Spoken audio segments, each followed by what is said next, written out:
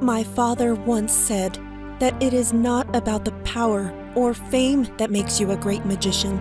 It is what you decide to do with the magic that makes you great. Welcome, everyone, to a show for the ages. We approach upon a chaotic scene. Ominous thunderclouds threaten a biblical storm, and the shadows are just as menacing.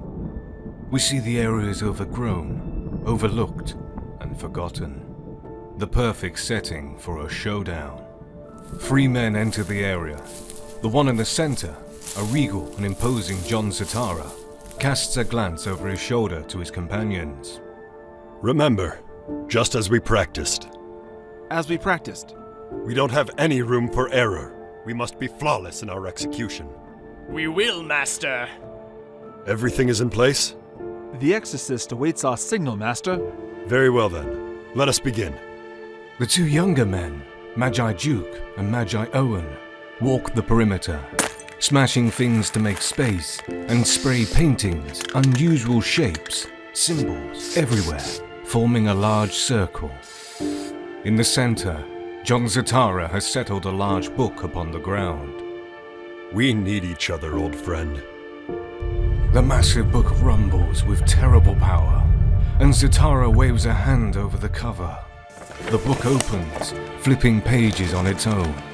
It finally settles its pages open to reveal arcane text, indecipherable to any but those trained.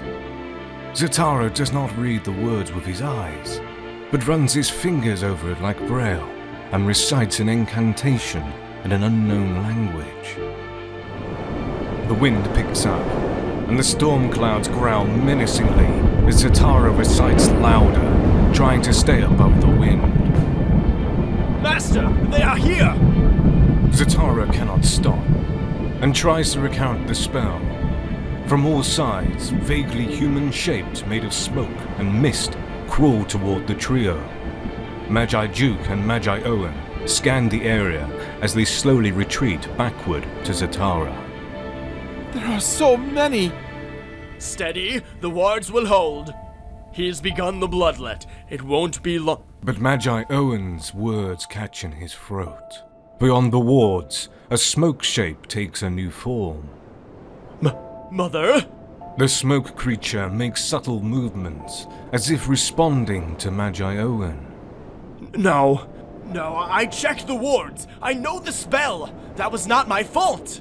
His confidence and concentration shaken, the ward begins to crack and fail. The smoke creature shrieks to the others, alerting all to the opening. In a flash of lightning, the ward is destroyed. Magi Owen is the first to fall, assaulted by sudden doubt as the smoke things consume him. Zatara cannot stop.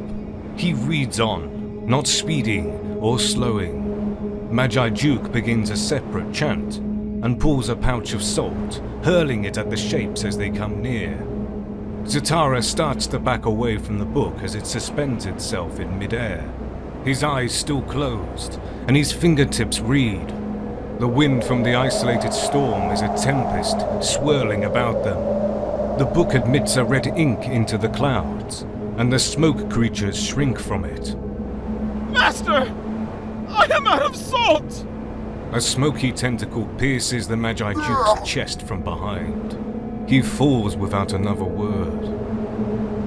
Zatara leans his head back and looks to the clouds, his eyes and voice no longer human. He stops his chant and turns a scowl to the creatures. Bring me your master! Holding his arms wide, like a man trying to stop walls from crushing him, Zatara brings his hands together with incredible force. The resulting clap creates a shockwave, and the smoke creatures flinch and dissipate in the tempest. A bright flare ends the storm, and the scene is suddenly empty, save for the large tome that slams into the ground.